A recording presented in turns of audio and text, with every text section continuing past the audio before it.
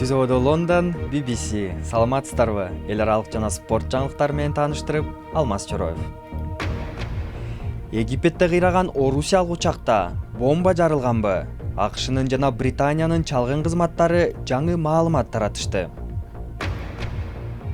Афганстанда экстремисттер күч алып, абал курч бойдон. Өлкөдөгү туруксуздук Борбордук Азияга коркунуч жаратабы?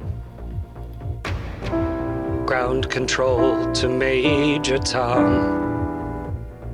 Эл аралык космостук станциясындагы маанилүү маареке BBC атактуу космонавт менен маек курду.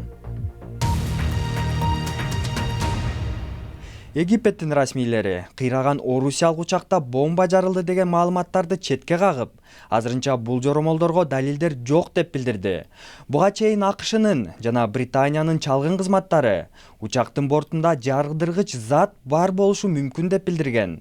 Бул маалыматтан улам Британия курорттук Шарм-эш-Шейх шаарына бүт каттамдарды токтотту. Синай чөлүндө кырсыктан кийинки иликтөө аякта элек. Бирок Британ өкмөтү нес кылуучу билдирүү менен чыкты. Орус учагы борттогу жардыруучу заттан улам кыйрап түшкөн деген күчтүү жоромол бар. Натыйжада коопсуздукту жана тобокелчиликтин деңгээлин карап чыгып, Шарм-эль-Шейхтен чыккан каттамдарды убактылуу токтотууну чечтик. Бул чечимден кийин миңдеген британ туристтери Шарм-эль-Шейхтен кете албай калышты. Жакында бул шаарга барып келген британиялык Тони менен Джейн Лессерлер аэропорттогу коопсуздук начар экенин айтышууда. Аэропортко киргенде эле текшерүүдөн өттүк. Кызматкер бир адамдан акча алды. Шектүү адамды өткөрүп жиберди. Британиянын эксперттери орус учагынын кыйрашына терроризмдин канчалык таасири болгонун териштирип жатышат. Чалгын кызматынын маалыматтарынан кийин соңку билдирүү жасалып, Шарм-эль-Шейх аэропортундагы коопсуздукту иликтөө үчүн эксперттер тобу жөнөтүлүүдө. Ислам мамлекети тоонун Синайдагы жихадчылары орус учагын атып түшүргөнүн айтышкан. Бирок Египет аны пропаганда деп четке каккан. Санкт-Петербургда болсо 10 айлык ымыркай Деринанын элесине гүл чамбарлар коюлууда. Мама, ты только курточки обратно не забудь. Ольга болсо учактагы уулу менен келинин тосуп алайын деп аэропортко сапар алган.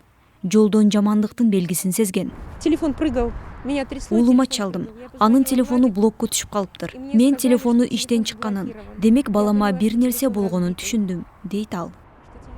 Бул Орусиянын тарыхындагы эң кайгылуу учак кырсыгындагы көптөгөн аянычтуу окуялардын бири гана. АКШнын мамлекеттик катчысы Джон Керри жакында эле Борбордук Азияны кыдырып, жогорку деңгээлдеги расмийлер менен сүйлөшүүлөрдү өткөрдү. Тараптар негизинен Афганстандагы кырдаал жана чөлкөмдөгү коопсуздук жөнүндө сөз кылышты. Ал тапта BBC Тажикстандын Афганстан менен чек арасындагы абалды көрүп келди. Бул Тажик-Афган чек арасындагы эң кымкуут бекет эле. Эми бирин серин гана карандарды көрүүгө болот. Бул аймак жакында кармаш орун алган Афганстандын Кундуз шаарынан алыс эмес. Андыктан элдин баары кулак түрүп турушат. Тажик коопсуздук кызматынын эсептөөсү боюнча, Борбор Азиядан чыккан 2000 адам Талибан жана Ислам мамлекети тобу сыяктуу бир нече согушкер кыймылдарына кошулган. Алардын артка кайтып келүү максаты чөлкөмгө коркунуч жаратат. Афганистандагы согушкерлердин арасында көптөгөн тажик, өзбек, кыргыз, уйгур жана чечендер бар. Алар Афган аймагын ээлеп алуу үчүн ал жерге барышкан жок. Алардын максаты Борбордук Азия, балким Орусия өлкө жетекчилери аны билиши керек. Тажик-Афган чек арасынын узундугу 1,5 миң чакырымдай. Чек аранын басымдуу бөлүгү тоолуу аймактан өткөндүктөн көзөмөлдө ого этер кыйын. Москва Тажикстандын чек ара коопсуздугун жакшыртуу үчүн бул жаңы тик учактарды жөнөткөн. Бирок чек аранын жанындагы Кумсангердин тургундары кабатырланып жатышат. Коңшуңдун үйү өртөнүп жатса, меникине да жайылбайбы деп кооптоносуң, дейт бул киши. Чек арадан өткөндөрдүн саны азайганы жергиликтүү соодага да таасирин тийгизди. Жакын жердеги согуш ансыз да жакырчылык жайылган жана жумуш орундары жетишсиз аймактагы жашоону татаалдантып койду. Түзөөдө BBC эми күндүн башка жаңылыктарынын тизмеги. Күрд жумушчу партиясы же ПКК Түркия менен ок атышпоо келишимин бир тараптуу бузганын жарыялады. ПКК түрк армиясына каршы чабуулдарын уланта турганын белгиледи. Топтун айтымында алар президент Эрдогандын аскердик саясатынан улам келишимди бузуп жатышат. Жекшемби күнү өткөн шайлоодо Эрдогандын ак партиясы жеңишке жеткен. Мьянмада оппозициянын лидери Ан Сан Су Чи жекшемби күнү өтө турган парламенттик шайлоодо партиясы жеңишке жетсе өкмөттү башкарам деп билдирди. Мьянмадагы аскерий бийлик кабыл алган конституцияга ылайык Су Чи президенттикке талапкер боло албайт.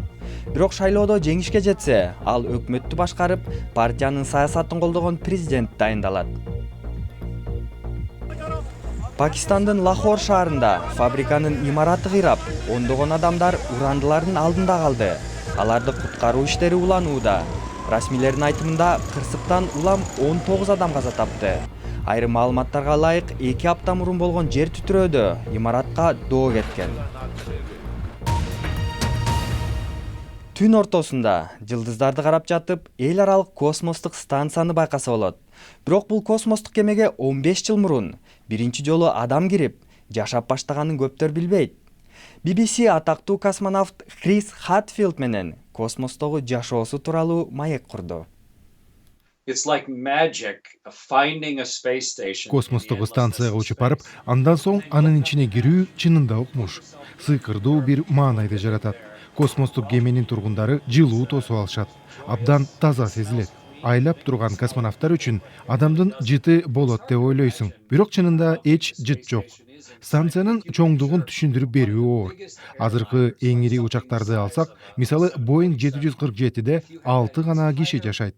Ар бир космонавттын чакан бөлмө сыяктуу жашаган жери бар.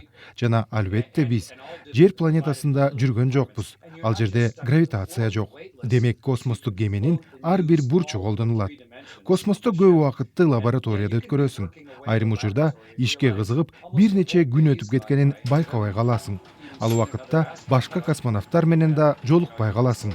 Космосто жүргөндө эң негизгиси ишти бүтүрүш керек. 15 жылдын ичинде космостук станциясында 1750 илимий эксперимент жасалды. Лабораторияда чынында эле иш кайнап турат.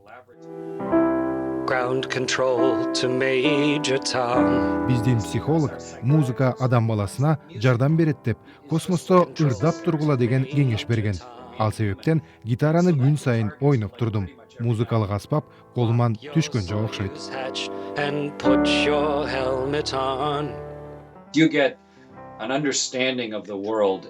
Космосто жер планетасын жакшы түшүнүп каласың, жана планетаны сагынып, ага байланып каласың. Адам баласы үчүн ал өтө сейрек сезим болушу керек. Көптөр тууган жерин же чоңойгон үйүн сагынса керек. Бирок космосто жүргөндө мен үчүн илимий ачылыштардан да маанилүү болгон сезим пайда болду. Commencing. Эми спорт. Чемпиондор лигасында Бавария 5-1 эсеби менен Арсеналды жеңип алды. Томас Мюллер 2 гол тепти. Барселона болсо Баттени 3-1 эсебинде утту. Ал эми Челси Динамо Киевти 2-1 эсебинде утуп, тренер Жозе Мариньону сүйүнттү.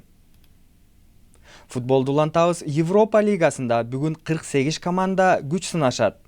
Ливерпулдун тренери Юрген Клоп Премьер-лигадагы жеңишинен кийин Рубин Казанга каршы беттешти утам деп турат. Ошондой эле Бешикташ Локомотив менен, Тоттенхам Бельгиялык Андерлех менен ойнойт. Теннис. Париж Мастерс мелдешинде 16 спортчу калды. Дүйнөнүн экинчи ракеткасы Энди Мөри Бельгиялык Дэвид Гоффинди 1 сааттын ичинде утуп алды. Эми Мөри франциялык Ришар Гаске менен күч сынашат. Новак Джокович да эмдик айланпага өттү. Жаңылыктардын соңунда музейде көп кызыктуу байыркы айкелдерди көрсө болот. Бирок Түркиядагы бул музей өзгөчө экени анык. Жер ортолук деңиз алдындагы музейде 110 эстелик бар. Ал айкелдер атайын материалдан жасалып, деңиз жандыктардын көбөйүшүнө көмөк көрсөтөт экен. Суунун алдындагы музейди каалаган адам көрүп кетсе болот. Сиздер менен мен Алмаз Чороев болдум. Саламатта калыңыздар.